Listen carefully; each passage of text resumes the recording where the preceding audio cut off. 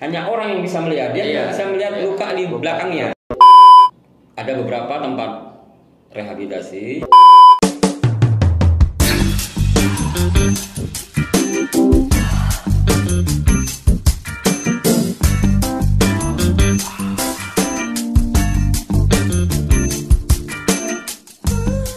Selamat datang di Kojabah. Kembali lagi dengan kami berdua di Kojabah dengan saya Bang Dil dan saya Bang Hai. Nah, pasti rekan-rekan kenal udah kenal nih kita berdua. Ya. Tapi kali ini Bang, podcast kita ini mau bicarakan apa nih Bang? Nah, untuk kali ini kita bicarakan yang sering ditanyakan orang nih Bang. Sering ditanyakan masyarakat nih Bang ya. Betul. Pas informasi penting nih untuk masyarakat. Iya, yaitu rehabilitasi. Tentang rehabilitasi khususnya untuk penyalahguna narkoba Bang ya. Iya.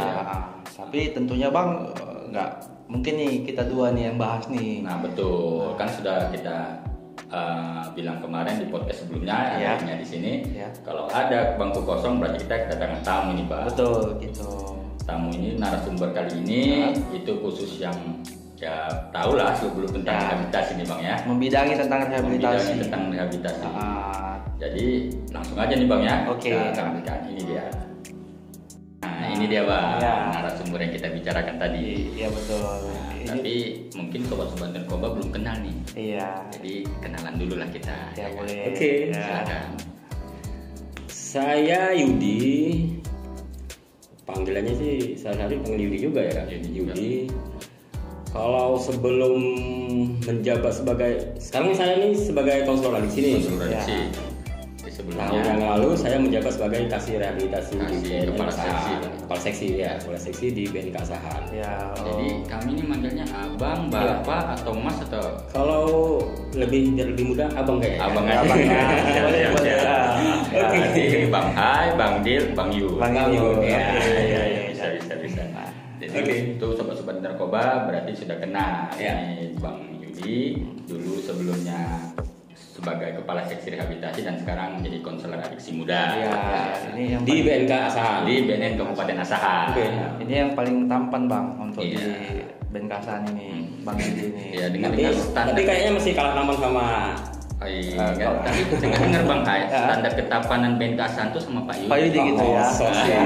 Mungkin waktu 10 tahun yang lalu mungkin. Pada masanya. Betul. Iya.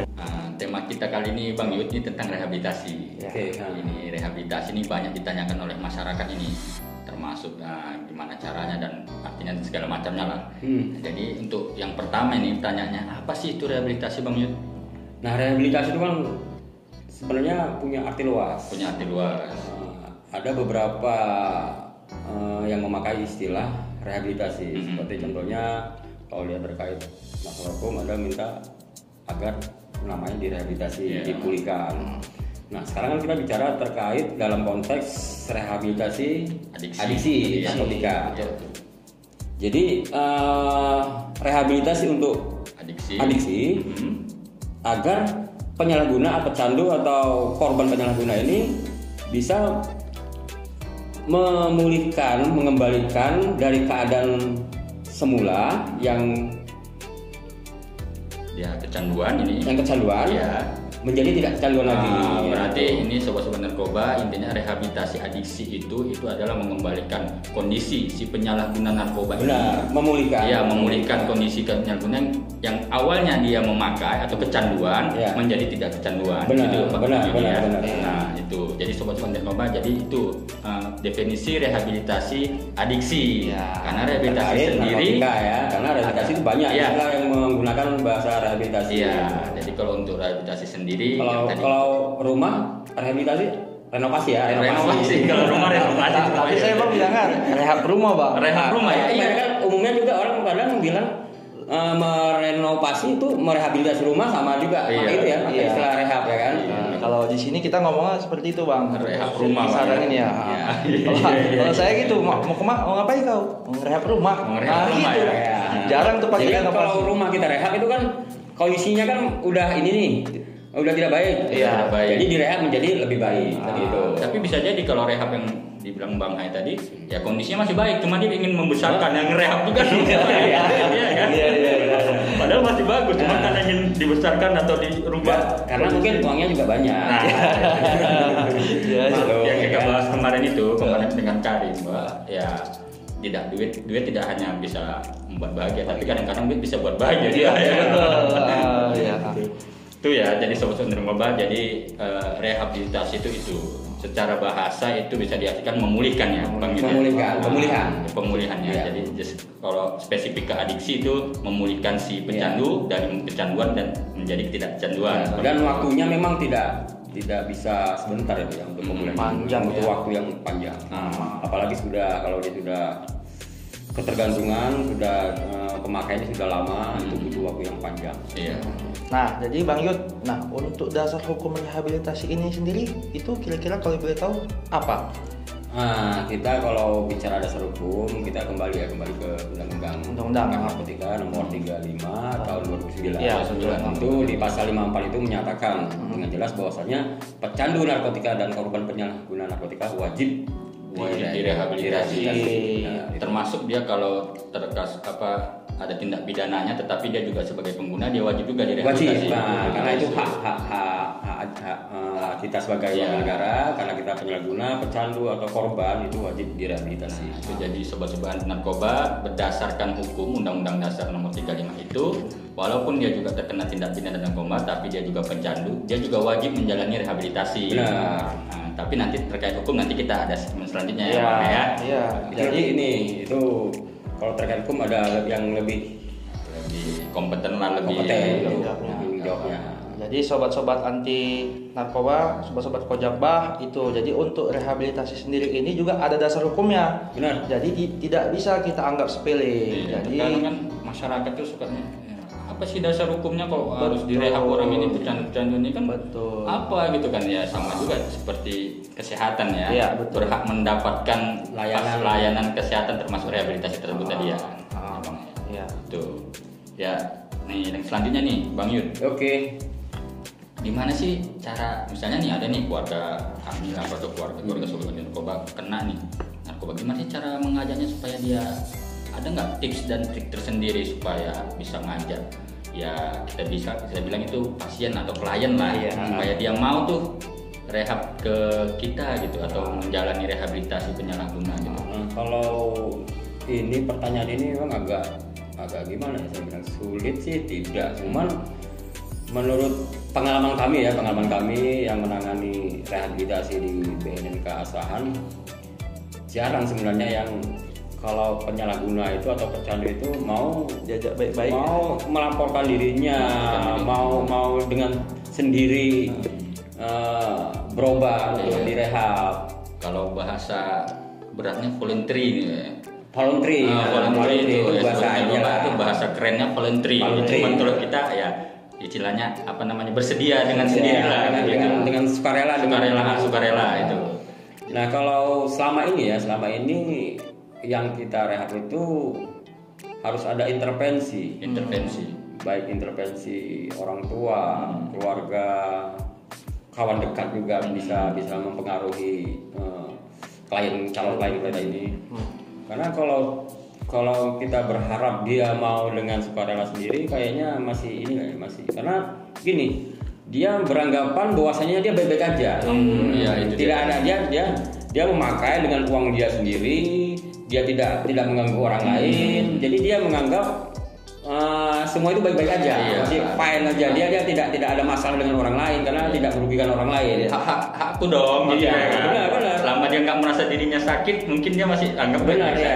Jadi itu yang sering terjadi, karena penyalahguna atau pecandu ini dia tidak bisa melihat hanya orang yang bisa melihat, dia tidak bisa melihat luka di belakangnya. Kan hanya orang yang bisa melihat. Betul. Gitu. Ya termasuk kalau kita sakit biasa nih, ya kan kita sebenarnya diri kita sendiri dan misalnya dokter lah, ahli kesehatan bisa tahu. Itu pun kalau kita ngeluh. Kalau kita nggak ada keluhan kita merasa baik-baik saja. Tapi ternyata setelah dicek, gini ABC banyak. Tiba-tiba ada stadium 4 aja Bang. Gitu. Stadium itu bukan tempat nonton itu Bang ya? Bukan. Stadionnya. Stadion Bang. Jadi kalau seandainya ada keluarga kita yang kita tahu nih, atau ada indikasi dia menyalahgunakan atau memakai, kan ada ciri-ciri yang untuk menyalahguna, kita curiga atau ragu, bahwasanya ini penyalahguna. Ya kita harus intervensi lah. Nah sedikit nih Bang Yud tentang ciri-ciri nih. Nah, mungkin itu kan nanti dokteran nih, teman kalau ya sepengetahuan Bang Yudi lah, ciri-ciri yang bisa dipahami kalau dia tuh ya pengguna apa tuh biasanya? Ada sebutkan beberapa aja gitu, nanti kalau yang apa kita mungkin dokter ya. Nah, mungkin selama ini kan dalam berdasarkan pengalaman nih. Gitu. Sebenarnya keluarga pasti tahu lah, orang-orang terdekat di rumah itu pasti tahu. Perubahan juga ya, karena perubahan pola hidup. Termasuk itu ya pola tidur, pola makan. Kalau itu udah berubah, kita wajib waspada. Yang dulunya tenang-tenang, suka marah-marah. Yang dulunya tidurnya teratur, jam 10 udah naik tempat tidur. Yang dulunya terbuka sering cerita, sekarang menutup diri gitu ya. Sering keluar, sering berbohong. Apalagi lu sampai di rumah itu banyak sesuatu barang-barang yang hilang. Sementara yang tinggal di situ hanya mungkin orang tua, bapak, ibu, abang, kakak, nggak ada orang lain lagi. Dan jelas rumahnya tuh aman gitu. Aman. Nggak ada orang lain atau maling masuk. Sementara setiap hari ada aja uang yang hilang.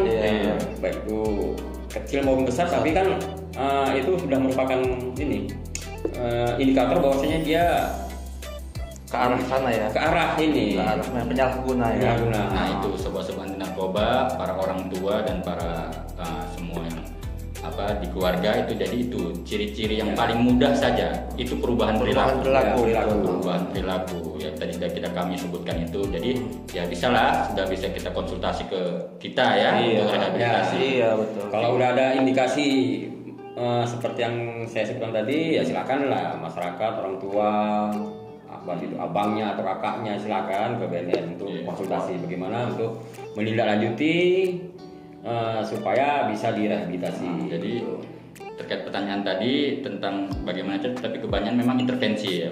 Intervensi itu yaitu campur tangan lah. Bahasa gampangnya ya sobat-sobat narkoba mungkin ada yang kurang kan dengan bahasa keren kita ini ya kan.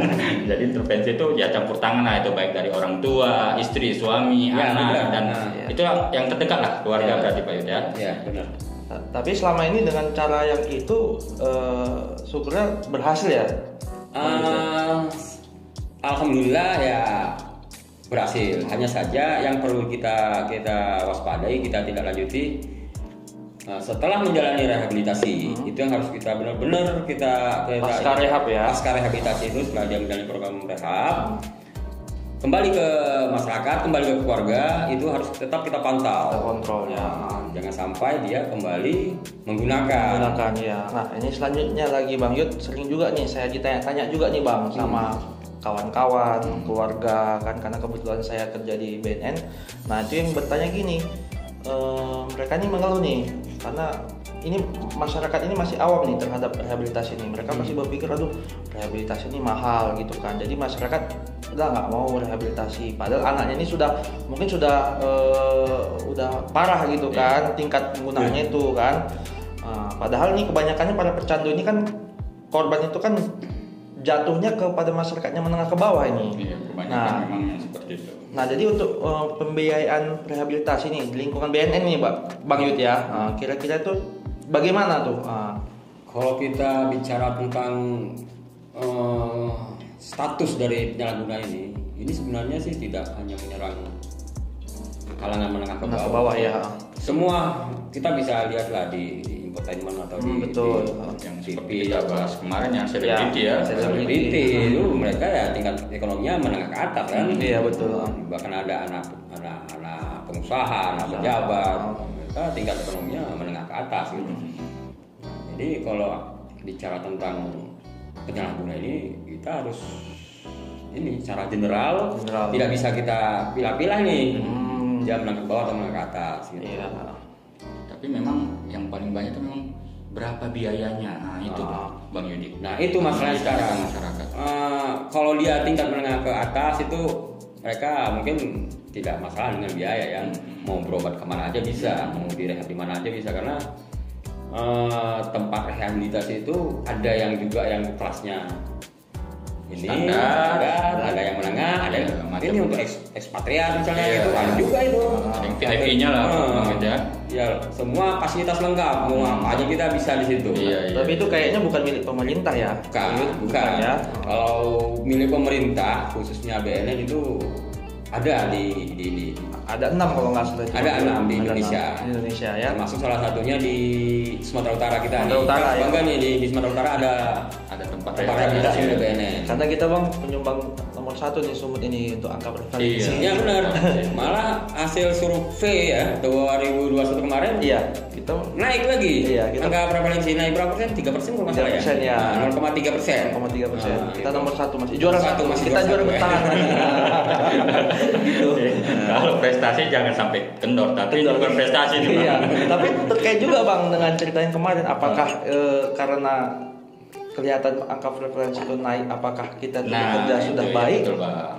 Itu dua sisi yang memang sulit itu mungkin. Ya. Itu videonya ada bang di yang ya, bisa ditinggal. Tapi kita cerita jadi kayak kalau memang pencapaian kita bagus, kasusnya berarti kan memang narkoba banyak nih. Banyak ya. Nah, tapi berbalik lagi kebalik. Kalau kita pencapaian kita kurang, apa mungkin memang narkoba nggak ada, atau kita kurang bekerja kan begitu. Ini semenjak ada BNN banyak nih tangkapan nih. Iya, dengan barang bukti bertonton misalnya. Iya. Dulu sebelum ada BNN nggak ada itu. Terdengar kita nangkap bertonton. Iya. Nah ini prestasi atau apa nih sekarang? Atau memang udah itu kalau masyarakat berpikirnya bertanya-tanya gitu. Banyak pertanyaan seperti itu banyak kali bang Yud. Jadi kadang sebenarnya itu seperti fenomena gunung es sih. Makin di kecil di atas, ujungnya aja di bawah, tapi sebenarnya di bawah itu sudah besar. Dan itu belum tersorot dulu ya. Sekarang udah mulai pembukaan. Kalau bicara tempat rehabilitasi tadi, yang milik BNN itu yang di Sumatera Utara itu ada di Lubukpaka, Kabupaten Serdang. Namanya Lokal Rehabilitasi Lubukpaka. Itu milik BNN. Dan untuk ada beberapa tempat rehabilitasi yang milik komponen masyarakat. Jadi masyarakat yang mengelola, tapi itu sifatnya berbayar. Berbayar ya. Jadi kalau dia milik BNN itu gratis. Jadi ngomong-ngomong tentang tempat rehabilitasi nih Bang Yud, jadi kan berapa nih yang ada punya pemerintah, terusnya untuk punya BNN lah. Punya BNN. Karena kan mungkin sobat-sobat anti narkoba ya yang khususnya di Sumatera Utara, dan nanti ada sobat anti narkoba yang melihat di seluruh Indonesia, tahu nih di mana-mana aja nih tempatnya. Boleh. Jadi, tapi sebelum saya jawab boleh minum dulu nih. Silakan. Ya. Santai aja. Sampai lupa aja bang. Iya, sampai lupa nama saking sodap nih. Kalau udah kompor gini bang, maka sesuai dengan tema kita ini kan kombur. Bahasa kita ini soal sodap ya bang. Jadi untuk tempat rehabilitasi milik BNN sendiri itu ada 6, benar. Ada 6 ya. Untuk balai besarnya sendiri ada di Bogor. Di Bogor. Lalu ada di yang untuk di Asahan di Sumatera Utara itu ada di Lokal Lubukpakam, di Batam, Kalimantan, Sulawesi, dan terakhir di Lampung. Itu baru ya? Itu baru. Kalianda ya? Kalianda, benar. Betul. Jadi sobat-sobat narkoba tuh sudah ada 6 yang pertama. Silakan kalau ada keluarga yang mau direhabilitasi, silakan ke BNN biar kita salurkan, kita inikan ke tempat. Nah terkait biaya tadi berarti kalau di BNN gratis. Untuk pengobatannya. Iya. Pengobatannya. Di swasta tergantung ya. Tergantung. Ada beberapa yang ini seperti saya katakan tadi, beberapa variatif ya. Variatif. Untuk nanti mungkin kalau nggak sempat mungkin ke kantor kita ada call center. Ada call center. Dan semua medsos kita ini bang ada di bawahnya semuanya. Silakan DM atau pesan segala macam, kita langsung tanya juga. Minta nomornya Bang Yudi juga boleh. Boleh. Tapi terkait pekerjaan gitu. Yang terakhir ini Bang Yudi. Ya. Kita pasti mau tahu nih sobat-sobat situasi rehabilitasi di Asahan ini, khususnya yang ditangani oleh BNN Kabupaten Asahan. Nah, yang pertama nih di tahun lalu ya, tahun pencapaian 2021 ya. Ada berapa nih jumlah apa yang sudah kita rehabilitasi nih, baik yang di instansi pemerintah maupun yang di swasta? Oke.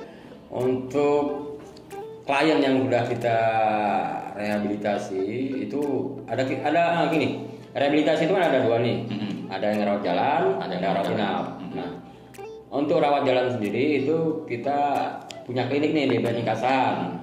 Nanti sesuai dengan hasil asesmen, apakah dia bisa menjalani cukup dengan rawat jalan, dengan konseling, kita arahkan ke klinik. Kalau memang dia sudah pemakaiannya sudah parah lah, katakan sudah lama waktu pemakaiannya dan harus diinapkan, kita arahkan ke tempat rawat inap, ke tempat rehabilitasi rawat inap. Jadi kalau tahun 2021 yang kami rehabilitasi untuk rawat jalan itu ada 136 orang. Itu tahun 2021 ya. Itu terdiri dari rentang umur antara 18 sampai 55 tahun.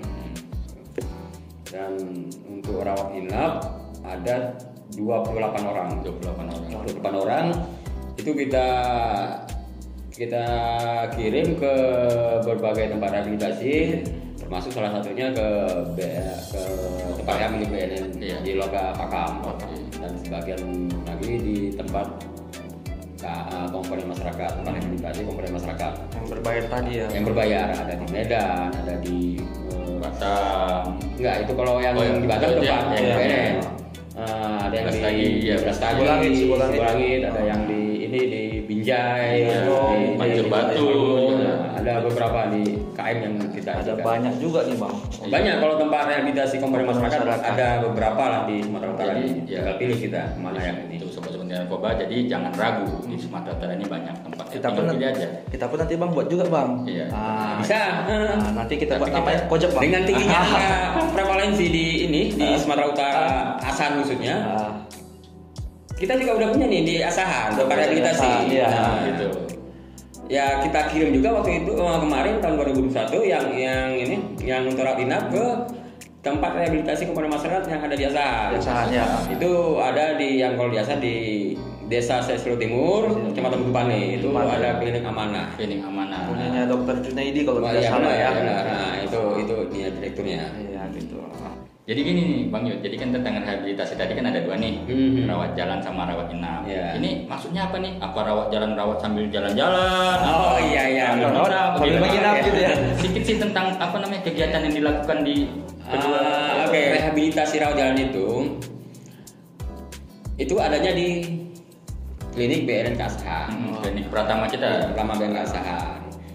Nah, kenapa dia rawat jalan? Itu kalau sesuai dengan hasil asesmen, dia masih dalam masih dalam tahap coba pakai, sifatnya rekreasional untuk kaitan dengan penyalahgunaan narkotika ya. Ya rekreasional, masih coba pakai, pemakaiannya masih di bawah setahun. Nah itu masih bisa kita tangani dengan konseling di klinik kita. Jadi ya kegiatannya tuh dalam jalan tuh ada konseling, ada tes urin. Iya, ada tes urin juga berarti itu. Kalau yang rawat inap nih, ya kita ini kan ke tempat rehabilitasi rawat inap. Nah, dari situ menginap lah ya. Nah, menginap selama minimal itu 3 bulan. 3 bulan. Sesuai dengan hasil asesmen nanti. Iya, hasil asesmen tempat rehabilitasinya ya. Dan metode rehabnya tuh mereka masing-masing punya metode gimana. Jadi kalau dia rawat jalan itu minimal 8 kali pertemuan. Dalam 1 minggu sekali dia wajib datang ke klinik kita. Di BNK sendiri kan ada dokter, ada psikolog, ada perawat juga. Nanti mereka yang melakukan konseling. Nah, jadi ada tes urin juga. Jadi selama masa rawat jalan ini pernah pakai enggak? Nah, dengan tes urin kan ketahuan nih apakah mereka masih menggunakan atau enggak gitu. Jadi kan mindset masyarakat nih kalau jalan kalau macam kesehatan gitu kan, dia berobat sekali dikasih obat nada gitu aja kan gitu. Nah, ini kan sedikit berbeda ya. Ya kita memang paling lama seminggu sekali selama 8 minggu. Itu minimal 8 minggu. Kalau masih dianggap perlu lanjut lagi. Tambah lagi ya, tambah lagi gitu ya. Berdasarkan hasil perkembangan dia setiap kali konseling. Jadi Bang Hai, sampai di sini dulu lah konflik kita ini tentang rehabilitasi. Mungkin ada selanjutnya nih. Ada dengan tema yang berbeda mungkin dan dengan kondisi terkini rehabilitasi. Kita juga nih masih lagi kumpul ini Bang untuk segmen kita tentang tanya jawab. Tanya jawab. Dan itu sobat-sobat narkoba silahkan di Instagram. Silahkan bertanya tentang apapun, semuanya, kritik dan saran silahkan. Nanti kita ada segmen namanya Uyung Koja. Untuk yang beruntung kita jawab. Gitu dia. Jadi tunggu tetap aja. pantengin channel YouTube BNN Keasahan. Jangan lupa subscribe, like, comment, and share, dan klik tombol loncengnya biar segala notifikasi dari kita langsung sobat-sobat narkoba tahu. Ya. Jadi sebelum mengakhiri podcast kita nih Bang, kita tagline dulu nih Bang Ibu. Oke. Iya, kita mulai ya. Menuju Asahan bersinar. One on Ras. Oke.